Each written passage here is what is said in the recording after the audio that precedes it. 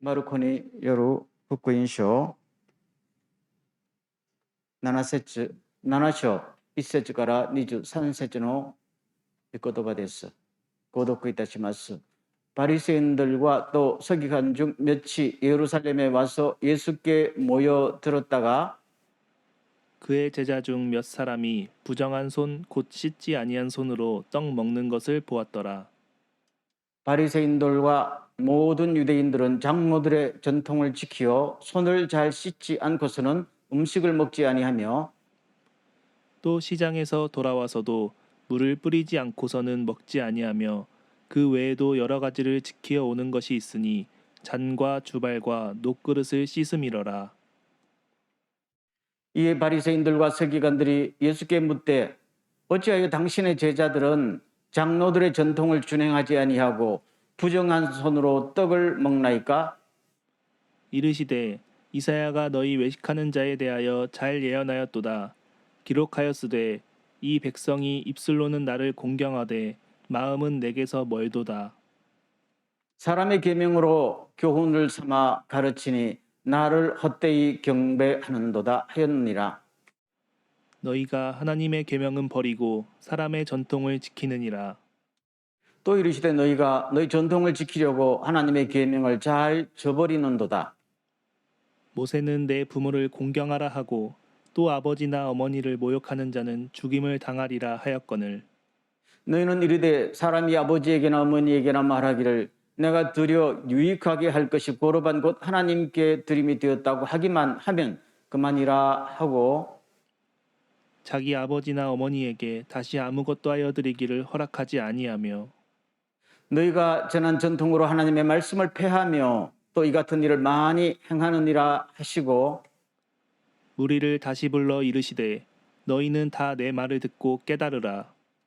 무엇이든지 밖에서 사람에게로 들어가는 것은 능히 사람을 더럽게 하지 못하되 사람 안에서 나오는 것이 사람을 더럽게 하는 것이니라 하시고 무리를 따라 집으로 들어가시니 제자들이 그 비유를 묻자온데 예수께서 이르시되 너희도 이렇게 깨달음이 없느냐. 무엇이든지 밖에서 들어가는 것이 능히 사람을 더럽게 하지 못함을 알지 못하느냐. 이는 마음으로 들어가지 아니하고 배로 들어가 뒤로 나감이라. 이러므로 모든 음식물을 깨끗하다 하시니라. 또 이르시되 사람에게서 나오는 그것이 사람을 더럽게 하느니라. 속에서 곧 사람의 마음에서 나오는 것은 악한 생각 곧 음란과 도둑질과 살인과 간음과 탐욕과 악독과 속임과 음탕과 질투와 비방과 교만과 우매함이니 다 같이 이 모든 악한 것이 다 속에서 나와서 사람을 더럽게 하느니라. 아멘. 네, 앞뒤 좌우로 한번 인사하겠습니다. 더운 날씨에 잘 지내셨습니까? 네. 요 사이는 어떻게 그냥 잘 지내는 것만 해도 기적 같아요. 오늘도 말씀을 통해서 하나님을 만나고 풍성한 은혜를 받는 시간이 되기를 소원합니다. 자, 오늘은 식사하는 문제부터 한번 이야기를 해보겠습니다. 예수님과 제자들이 식사를 하고 있었어요. 그런데 바리새인들과 율법학자들이 그 모습을 보면서 아니 예수님 당신의 제자들은 어찌해서 손을 안 씻고 식사합니까? 라고 물었지요. 여러분 지금도 그냥 손으로 밥 먹는 식사는 민족들 많지요. 인도도 그렇고 지금도 중동 지방에 가면은 다 손으로 먹어요. 그럼 손으로 먹으려면 어떻게 하는 좋아요? 손 씻는 게 좋겠지요. 그런데 예수님의 제자들이 막 무슨 이유에 있었든지 잘 모르겠어요. 물이 없었을 수도 있고 바빴었을 수도 있고 그래서 그냥 안 씻고 먹었단 말입니다. 그런데 바리새인들이 이것을 문제를 삼는 겁니다. 7장 5절을 보세요. 5절. 이에 바리새인들과 서기관들이 예수께 묻되 어찌하여 당신의 제자들은 장로들의 전통을 지키지 아니하고 부정한 손으로 떡을 먹느냐라고 말합니다. 여기서 부정한 손으로, 이 말은 원래는 손을 안 씻었으니까 깨끗하지 못한 손이다, 그 말이거든요. 근데 여기에 사용되는 원래의 그 뉘앙스는 그냥 손을 안 씻었으니까 깨끗하지 못하다, 그 의미가 아니에요. 이 뉘앙스가 뭐냐면은 더러운 손, 곧 경건하지 못한 손. 그렇죠? 그러면 거룩하지 못한 손으로 빵을 먹으면은 빵이 더러워지죠? 더러워진 빵이 속으로 들어가면은 사람을 더럽게 하죠? 그러면 그 빵을 먹은 사람은 하나님 앞에 거룩하지 못하고 더러운 사람이 되는 거란 말입니다. 이걸 따지는 거란 말입니다. 지금 처음에 상식적으로 생각해 보면은 손을 씻고 밥 먹는 거는 위생적인 문제예요? 신앙적인 문제예요? 그렇죠?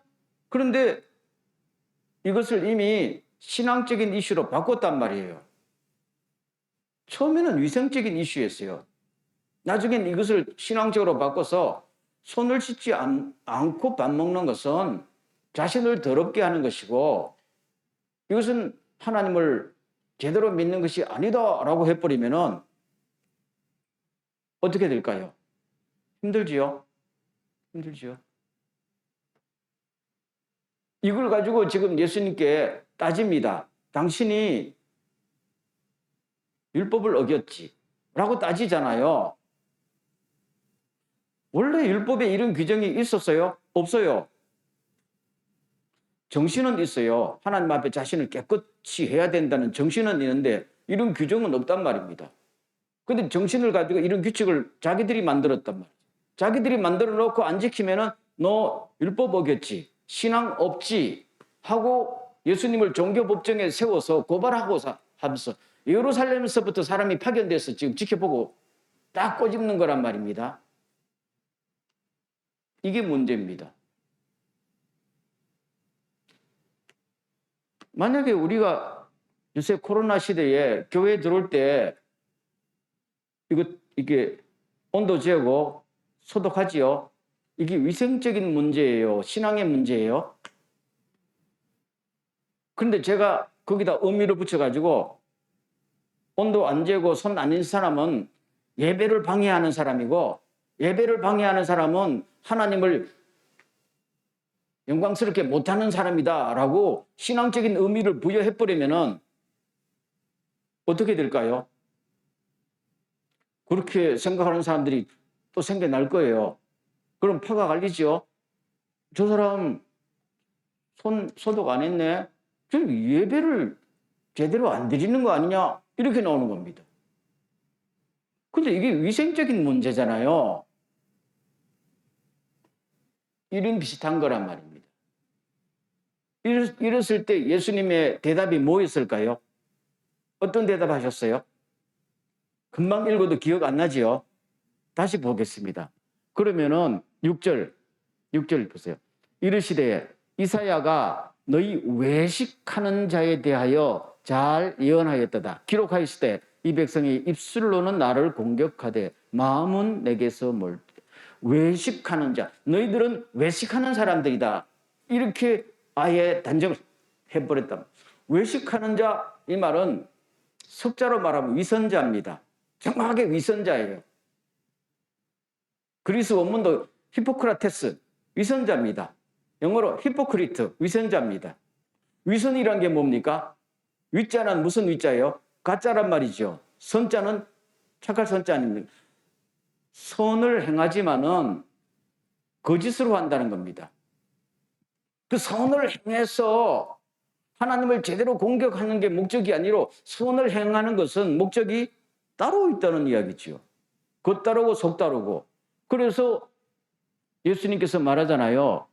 이 백성은 입술로는 나를 공경하지만 마음은 멀다 그랬단 말입니다. 그렇죠? 그 위선자지요? 위선자입니다. 남들 보기에는 하나님을 되게 잘 섬기는 것 같지만은 하나님 봤을 때는 뭡니까? 너 위선자라고 나오잖아요. 그렇게 되는 겁니다. 이게 이사야 29장의 말씀을 가져온 거거든요. 29장 13절 그 뒷말을 제가 소개하면은 이렇게 나옵니다. 그들은 입으로는 나를 영화롭게 하지만 그것은 들은 말을 흉내 내는 것에 불과하다. 이사야 당시의 신앙의 모습이 그랬다는 것이죠. 예를 들면은 교회에서 어떤 사람이 대표 기도할 때요. 천지를 창조하시고 전능하신 하나님, 거룩하고 사랑이 풍성하신 하나님 하면은 하나님 막 높여드리지요. 그렇지만은 이 사람은 하나님의 사랑을 경험한 적이 없어요. 자기의 삶 속에 하나님을 영광스럽게 하지 않아요. 그렇지만은 신앙의 이 언어는 아주 영광스러운 언어를 막 뿜어내잖아요. 그러니까 하나님께서 이사야를 통해서 저 사람이 하는 하나님을 영광스럽게 하는 말은 흉내내는 것이다. 신앙생활 오래 하니까 그냥 몸에 배어 있어요. 하나님을 사랑하지 않고 사랑을 느끼지 못해도 사랑이 하나님 하면서 할 수 있는 것을 몸에 뱉다는 거예요. 그러면 하나님을 한 번도 하나님의 사랑을 경험한 적이 없는 사람이 사랑의 하나님을 외치도 남들 보기에는 저 사람 정말로 하나님의 사랑을 깨닫고 하나님을 사랑하는 것보다 라고 생각할 수도 있지만은 마음은 뭡니까? 몰다는 거예요. 몰다는 거.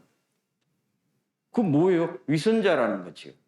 예수님 말씀처럼, 하나님 말씀처럼 신앙생활에 익숙해서 그냥 나오는 거라는 겁니다. 그 종교 생활이지 하나님 앞에서 참된 하나님의 백성은 아니지 않느냐. 이것을 주님께서 다시 바리새인들 보고 너희들이 똑같다. 그렇게 말씀하고 있는 것입니다. 그럼 왜 이렇게 하는가 하면은 간단해요. 하나님을 진심으로 높이려고 하는 게 아니고 위선을 하는 것, 목적이 따로 있다는 거잖아요. 그러면은 바리새인들의 경우는 뭐예요? 처음에는 잘하려고 했어요. 바리새인이라는 게 구별한다는 거잖아요. 나는 너희들과 다르다는 차별화에서 나온 겁니다. 결국 변질되어서 우리들의 신앙과 우리들의 행동은 너희들과 차별화, 브랜드화를 한 거예요. 그럼 많은 사람들 보는데 바리새인 하면 어떻게 해요? 대단한 사람들, 지도자, 존경하지요? 리더십을 잡지요? 그러면 규칙을 막 만들어서 규칙으로 사람 얽매면 통제하기가 쉽지요? 이렇게 두 가지 효과가 있는 거죠. 그렇지만은 하나님을 진심으로 공경해서 바리새인들이 이렇게 하는 건 아니다. 위선자 이렇게 나오잖아요. 주님은 굉장히 정확하게 지적하십니다. 그렇죠? 그래서 7절 보세요. 다 같이 7절을 읽겠습니다. 시작. 사람의 계명으로 교훈을 삼아 가르치니 나를 헛되이 경배하였다. 그럼 바리새인들의 가르침, 서기관들의 가르침을 따라서 열심히 신앙생활을 했는데 결과는 뭐예요? 하나님 보시기에 나하고 관계없다 이렇게 되잖아요. 왜요? 하나님의 말씀을 따르는 게 아니라 사람의 규칙을 열심히 따라서 보이려고, 보여주려고 했다는 겁니다. 하나님은 중심을 보시는 분이죠. 그러니까 아무리 해도 나하고는 신앙생활에 관계없고 예배를 아무리 그렇게 청산유수처럼 드려도 나하고는 관계없는 예배다는 겁니다. 그래서 주님께서 정확하게 이 말씀을 지적하고 있다. 그렇게 말하고 있습니다. 여기서 예수님께서 이것을 한 번 더 정확하게 의미를 밝히려고 예화를 하나 듭니다. 이게 무슨 예화인가 하면요. 10절을 가겠어요. 제가 읽겠어요. 모세는 내 부모를 공경하라 하고 또 아버지나 어머니를 모욕하는 자는 죽임을 당하리라 하였거늘. 율법에 나오지요. 그 다음에 11절 시작. 너희는 이르되 사람이 아버지에게나 어머니에게나 말하기를 내가 드려 유익하게 할 것이 고르반 곧 하나님께 드림이 되었다고 하기만 하면 그만이라 하고 12절 자기 아버지나 어머니에게 다시 아무것도 하여 드리기를 허락하지 아니하여. 그러잖아요. 이게 무슨 말씀인가 하면은 아까 계속되는 내용 중에서 이런 경우도 너희들이 있다 그 말입니다. 그러면은 요새 말로 하면 이렇습니다. 연세가 드신 부모님께 노후 생활비를 한 달에 얼마씩 보내드렸는데, 그렇죠? 어느 날 애들 교육비도 많이 들고 해외 여행도 좀 갔다 와야 되고 해가지고 이번 8월 달에는 아무래도 드리는 것이 쉽지 않다 생각하니까 부모님께 가서 그렇게 말합니다.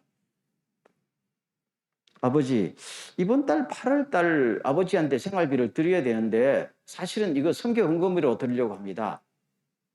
이렇게 말했어요. 그럼 나 교회 다니는 분이 그래? 하나님께 드린다는데 할 말이 있어요?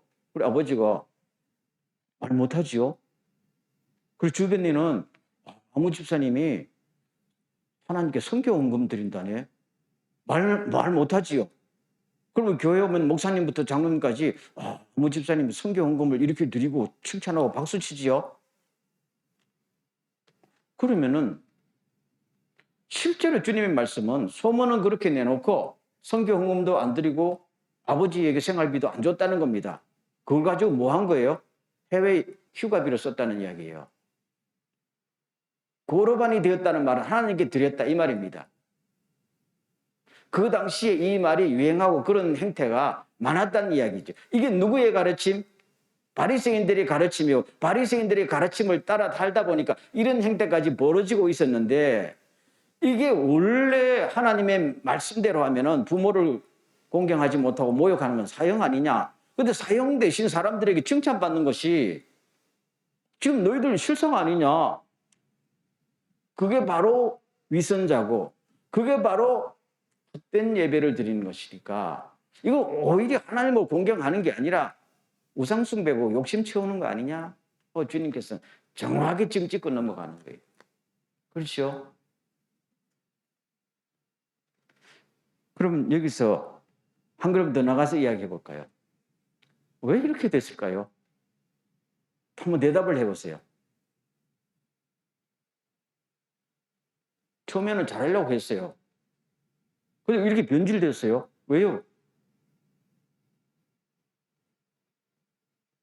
주님께서 해답을 하지요. 제자들이 나중에 집에 들어갔을 때 예수님 이 말씀의 의미가 뭡니까? 물으니까 예수님께서 정확하게 풀어서 말씀하잖아요. 자, 그 대답을 들어보겠습니다. 무리를 떠나 집으로 들어가시니 제자들이 그 비유를 묻자온데 18절 이르시되 너희도 이렇게 깨달음이 없느냐? 밖에서 들어가는 것이 능히 사람을 더럽게 하지 못하고 19절 마음으로 들어가지 않고 배로 들어가 뒤로 나갑니다. 이러므로 모든 음식물은 깨끗하다 했지요. 20절 이르시되 사람에게서 나오는 것이 사람을 더럽게 한다. 이렇게 말해요. 그들의 사고방식이 뭔가 하면은 사람을 더럽게 하고 거룩하지 못하게 하고 신앙생활을 제대로 못하게 하는 것은 어떤 규칙을 따르지 못하고 음식 규정, 무슨 규정을 따르지 못하면은 그렇게 되는 것이다 라고 가르쳤단 말입니다. 근데 주님께서 예를 들면은 어떤 음식을 먹기 때문에 그 사람이 더러워지는 건 아니다라는 거지. 그렇지요? 모든 음식은 하나님이 주신 것이니까. 그래서 정작 사람을 더럽게 하는 것은 밖에서 들어가는 음식이나 이것이 아니고 마음에서 나오는 악한 생각이 문제가 아니냐 하고 정확하게 그 핵심을 끄집어내잖아요. 그래서 21절 보세요. 속에서 곧 사람의 마음에서 나오는 것은 악한 생각이 나온다는 거지. 욕심이 어디서 나와요? 마음에서 나오죠. 그럼 아까 바리새인들이 쭉 겉으로는 거룩하게 보이는 규칙을 만들고 자기도 막 하지만은 속에서는 뭐예요? 욕심이잖아요. 욕심. 욕심을 뭘로 포장하는 겁니까? 하나님의 말씀에 대한 해석으로. 욕심을 악한 습관으로 포장해가지고 남들 보기에는 거룩하다, 예수 잘 믿는다 하지만 속에는 뭐가 있어요? 욕심이. 포장만 말씀으로 규칙으로 포장하는 거단 말이에요. 그래서 이게 어디서 나오느냐? 밖에서 들어오느냐? 아니다는 거지. 속에서 나오는 거잖아요. 속 어디예요? 마음. 마음이란 게 뭐예요? 그 사람의 인격이에요. 그렇죠? 그 말씀을 드리고 있다 하는 것입니다. 그래서 거기서 나오는 것은 여기서 주님께서 12가지를 이야기해요. 읽어볼까요? 음란, 시작. 음란과 도둑질과 살인과 22절, 간음과 탐욕과 악독과 속임과 음탕과 질투와 비방과 교만과 우매함이니 12가지예요. 23절 다 같이 이 모든 악한 것이 다 속에서 나와서 사람을 더럽게 하느니라 했단 말이에요. 그러면 오늘 예수님께서 이 말씀을 마치시면서 우리한테 던져주시는 메시지가 뭐예요? 뭘 정작 예수님은 말씀하고 싶었던 거예요? 오늘 설교 제목이 뭡니까? 마음을 지키. 근데 마음에 문제가 있다는 거예요. 마음이 문제가 생기면은 외적인 형식은 마음을 따라가는 거 아니에요? 규칙이란 게요. 있어도 안 지키면 그만이고 자기들 마음대로 규칙을 바꿔도 그만이에요. 일반 사람들은 모른다고요. 성경을 잘 모르니까 따라간다고. 소경이 소경을 인도하면 둘 다 구덩이에 빠지는 것처럼 그렇게 됐다는 이야기죠. 그래서 예수님께서 오늘 정확하게 결론을 딱 내려주진 않아요. 이렇게 하고 여기서 설명이 끝납니다. 그렇지만은 이 설명을 하신 목적이 너 마음, 제자들 보고 너희들의 마음을 잘 다스려라. 바리새인들처럼 되무는 건 아니다. 마음이 변질되거든요. 한번 따라하겠습니다. 그 무엇보다도 너는 내 마음을 지켜라. 그 마음이 뭐라고 했어요? 생명의 근원이다 했어요. 왜 마음이 생명의 근원인가 하면요. 우리가 하나님을 만날 때 뭘로 만나요? 마음으로 만나잖아요. 은혜 받을 때 뭘로 받아요? 마음으로 받지요. 성령의 인도를 뭘로 따라요? 마음으로 따르지요. 그렇죠? 근데 마음에 문제가 생기면은 하나님께 교제가 막혀버리면은 죽는 거지요. 예수님께서 나는 포도나무여 너희는 가지다 했지요. 그럼 가지가 줄기에 붙어 있는 것처럼 붙어 있어야 되는데 뭘로 붙어 있는 거예요? 우리가 주님께 마음으로 붙어 있어요. 지금 바리새인들이 아무 문제가 없잖아요. 사람들은 몰라요. 바리새인들 일주일에 2번씩 금식하고 대단한 사람들 성경 말씀을 줄줄 외우고 여기다 성경 붙이고 여기도 성경 붙이고 여기도 성경 귀절 붙이고 야 나도 언제 저렇게 한번 살아서 주님 앞에 쓰임 받았으면 좋겠다 하겠지만 주님 보시기엔 또 위선자야. 사람들을 위선으로 끌고 가는 더 나쁜 놈이야 이렇게 말하잖아요. 해칠한 무덤이야 이렇게 말하잖아요. 그렇게 문제가 어디 있어요? 마음에 문제. 그래서 오늘 예수님께서 하신 말씀을 가지고 우리 삶에 적용해 보면은 첫째는 마음을 지켜야 돼요. 건강을 지키는 보다 마음을 지켜야 돼요. 근데 현대 우리 크리스찬들이요. 마음을 지키는 데는 큰 관심이 없어요. 그리고 실제로 마음을 어떻게 지켜야 될지도 모르고. 근데 오늘 이 말씀을 보면은 예수님께서 통 마음에 초점을 두고 계시다 하는 걸 알 수가 있는 것입니다. 그래서 제가 오늘 이 말씀을 가지고 몇 가지 성경 전체에서 나오는 메시지를 가지고 몇 가지로만 한번 요약해 볼게요. 어떻게 마음을 지켜야 되는가 하면요. 마음이 썩지 않도록 지켜야 된다. 성경을 소개할게요.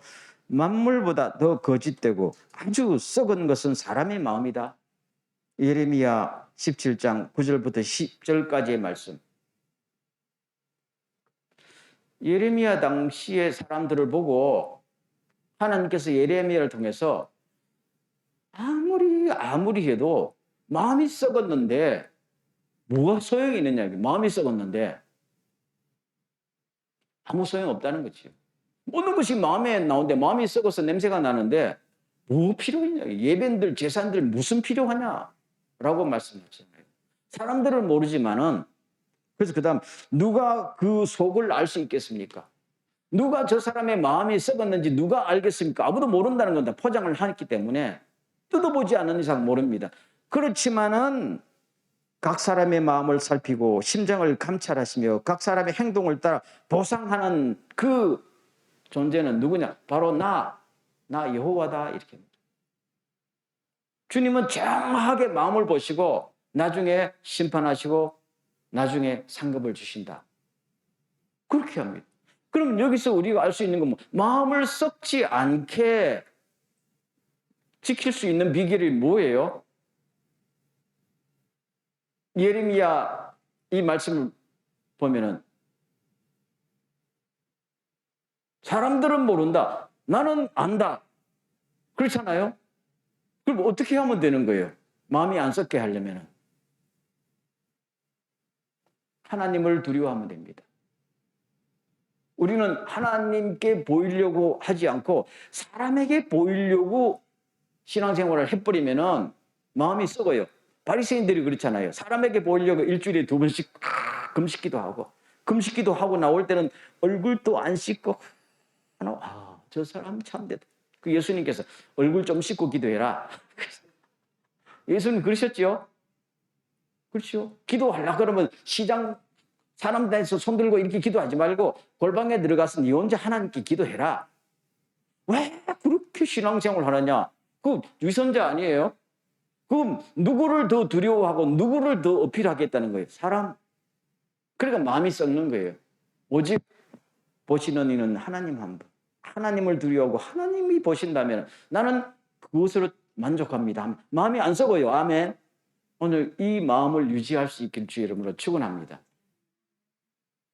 아주 심플하지요. 간단합니다. 어려운 거 아니에요. 하나님 한 분을 의식하고 신앙생활하면 마음이 안 썩습니다. 두 번째, 두 마음을 품지 말라 했어요. 야고보서 4장 8절 죄인들아 과거의 잘못을 깨끗하게 씻고 두 마음을 품은 사람들은 마음을 정결하게 하십시오. 마음이 갈라졌다는 말입니다. 두 마음이란 것은 이 남자도 좋고 저 남자도 좋다는 이야기예요. 동가식 서가숙이란 말 알죠? 동가식 서가숙이란 말의 뜻이 뭐예요? 동쪽의 총각한테 가서는 밥을 얻어먹고 서쪽의 총각한테 가서는 잠을 같이 단자는 거 아니야. 왜요? 동쪽의 총각은 동가식, 식자는 먹을 식자죠. 동쪽 총각의 집에 가서는 밥을 먹어요. 왜요? 인물은 없고 돈은 많거든요. 근데 서쪽에 가서는 서가숙, 이 친구는 포대는 멀쩡한데 돈이 없어. 잠은 같이 자. 많이 갈라졌어. 이게 한국의 속담이에요. 이 처녀가 제대로 된 처녀예요? 아니지요. 우리 크리스천들이 이렇게 두 마음이 됐다는 겁니다. 그래서 예수님께서 두 주인 섬기지 못한다. 오직 한 주인에게만 충성하라.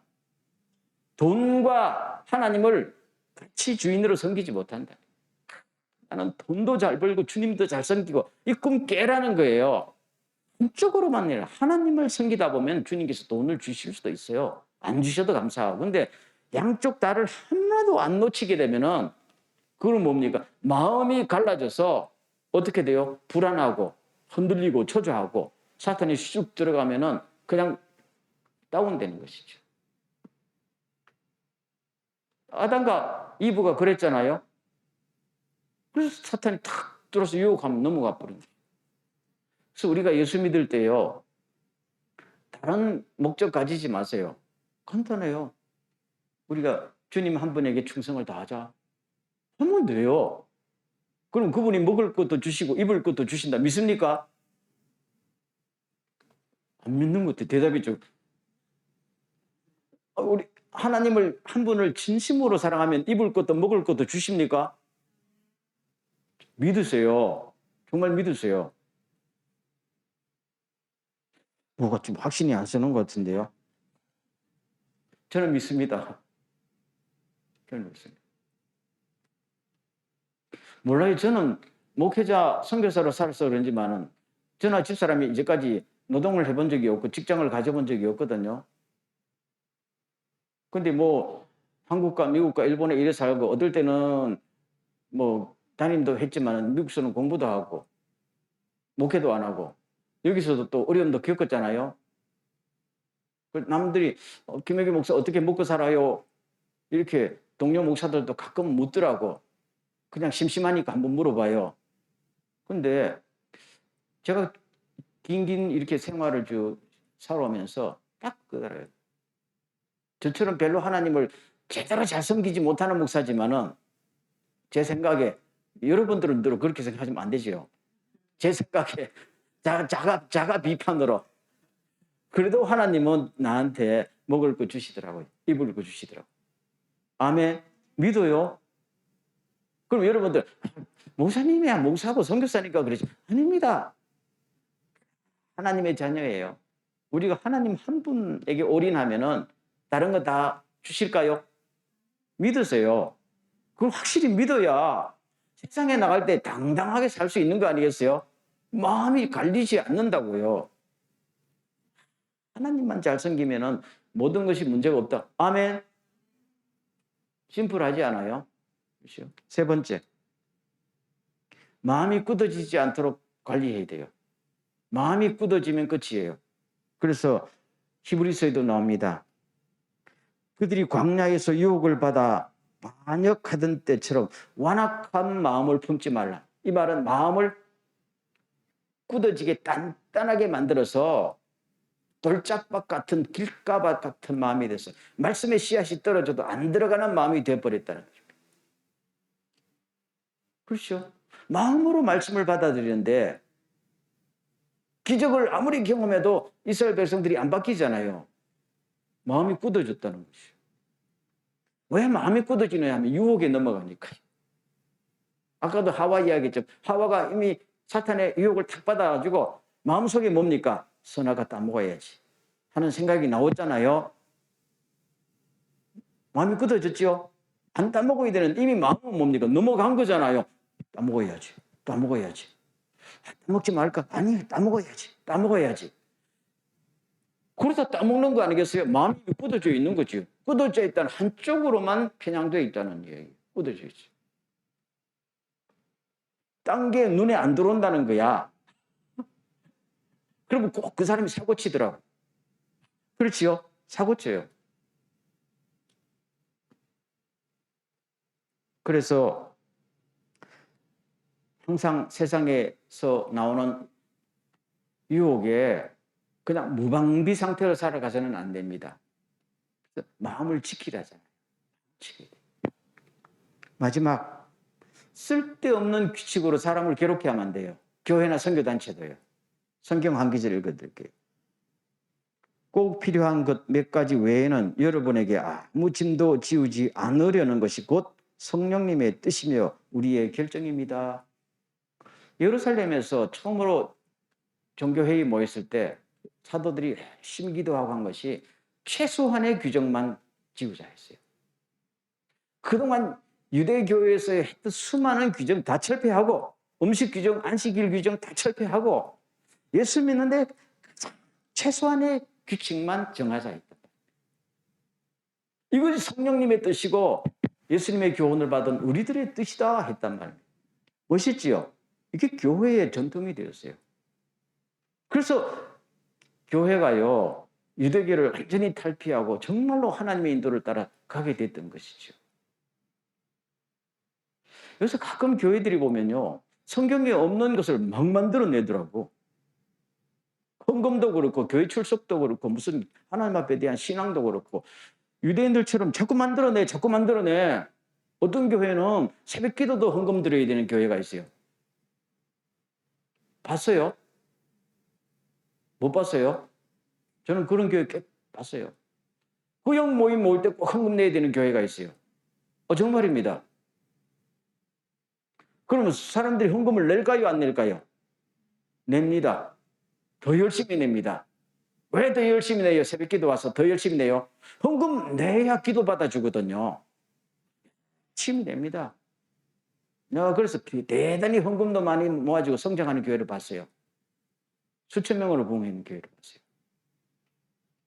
그 잘못이냐 그러면은 논쟁거리가 되겠지만은 성경에 없는 규칙입니다. 솔직히 말하면 없는 규칙입니다. 제 말이 틀렸어요? 그러면 새벽 기도할 때 부담스러울까요? 안 부담스러울까요? 성경에는 11조 감사헌금, 주일헌금 크게 하면 딱 세 종류예요. 세 종류. 그리고 구약 성경부터 있던 쫙 전통이에요. 그 이외의 것은 안 만드는 것이 좋아요. 무슨 헌금, 별미 헌금까지 안 바치면은 저거는 신앙이 없고 그거 안 바치면 교회 직분도 못해요. 그러면은 우리는 뭡니까? 거기에 온통을 신경을 써요. 쓰다 보니까 마음이 어떻게 해요? 지치고 마음이 변질돼서 그걸 잘하는 사람은 하나님 앞에 자랑거리가 있고 못하는 사람은 뭡니까? 죄를 짓는 거죠. 여러분 하나님은 새벽기도 헌금 내는 사람을 더 사랑하실까요? 솔직히 내가 물어볼게. 새벽기도 헌금 내는 분을 더 좋아할까요? 왜 말을 안 해요? 새벽기도 헌금 내는 분을 더 좋아할까요? 안 내는 분을 좋아할까요? 하나님은 솔직히 거기 신경 안 쓰십니다. 뭐가 이상해요? 신경 안 쓰십니까? 식당에 가서 밥 먹을 때 큰 소리로 기도하고 밥 먹는 거를 하나님이 좋아할까요? 그냥 먹는 걸 좋아할까요? 물어볼게요. 어느 걸 좋아해요? 난 솔직히 말합니다. 신경 안 쓰십니다, 하나님. 어떤 사람은 운전할 때요, 기도하고 운전하는 사람이 있어요. 그러면 기도하고 운전하는 것이 신앙적일까요? 그냥 운전하는 것이 신앙적일까요? 물어보잖아요. 여기 운전하는 분들 있죠? 기도 안 하고 운전하면 불안해. 내가 왜 이런 말 하는지 알아요? 언제 내한테 그런 말을 하는 사람이 목사님 왜 기도 안 하고 운전해요? 그러더라고 나보고. 정말 그랬었어요. 나는 솔직히 차 운전할 때 기도하고 운전해 본 적이 별로 없어요. 특별히 어떤 수련회 갈 때 그냥 기도하고 보내고 이런 거는 있었어요. 나 개인적으로는 차 몰 때 특별한 경우 외에는 운전할 때 기도한 적이 없어요. 난 신앙이 없는 인간이겠네. 정말 주님께서 오늘 기도하고 운전하면은 사고를 방지해주고 기도 안 하고 운전하면 사고를 방지 안 해줄까요? 우리는 여기에 이미 익숙해졌어요. 이 규칙을 따르는 익숙해지고 이걸 가지고 기준을 삼잖아요. 우리도 모르게. 그러면 어떻게 해요? 내가 경건한 척 보이지만은 그게 안전한 척 보이지만은 그러나 마음에는 뭐가 없어져요? 자유가 없어지죠. 자유가 없어지죠. 주님께서는 오늘 말씀을 통해서 마음이 중요하다. 마음이 주님을 사랑해야 돼요. 아멘. 사랑해야 돼요. 욕심을 버리고 주님을 높여야 돼요. 그리고 차 운전하기 전에 기도 하나 안 하나 그 중요한 문제가 이슈가 아니라는 이야기예요. 아멘. 내가 주님을 사랑하는데요. 이게 신앙생활의 핵심이라잖아요. 주님을 사랑하지 않고 기도를 창에 사랑에 풍성하신 하나님 주님께서 너 기도 관둬라 듣기 싫다 할 거 아니겠어요? 그렇지만 주님을 사랑하지만은 그 말을 못해도 마음으로 주님을 사랑해. 그 주님께서 기도 더 해봐라 할 거 아니겠어요? 아멘. 보면 알잖아요. 하나님은 사람의 중심을 보시는데요. 그래서 오늘 제가 설교를 마치면서 마음을 지키는 것을 넘어서서 마음을 새롭게 바꿔야 돼요. 아멘. 로마서 12장 2절 말씀. 너희는 이 세대를 본받지 말고 오직 마음을 새롭게 함으로 변화를 받아. 하나님의 선하시고 기뻐하시고 온전하신 뜻이 무엇인지 분별해라. 분별해란 말 알지요? 무작정 어디로 따라가거나 하지 말고. 그렇죠? 우리가 다 한국말로 성경 읽을 줄 알잖아요. 네가 읽고 분별하라는 겁니다. 쉬운 한국말로 써 있는데, 저는 목사님, 하나님, 그저 어느 목사님 설교 듣다가 이렇게 지옥까지 왔네요. 이렇게 하면 되나요? 그거 아니잖아요. 그러면 너는 성경 안 읽었어? 너는 판단력이 없어? 이럴 거 아니겠어요? 누구의 책임도 아니에요, 이거는요. 그런 것이죠. 그래서 오늘 이 시간을 비롯해서 한번 가만히 생각해 보세요. 우리가 신앙생활을 하는데 어디에 시간을 제일 많이 투자하는 것 같아요? 여러분들요. 요새 코로나 때 교회도 안 나오지만 많은 크리스찬들이. 그렇지만 그래도 우리가 신앙생활 하면서 어디에 시간을 제일 많이 투자하는 것 같아요? 노력을 투자해요? 마음을 갈고 닦는 데 투자합니까?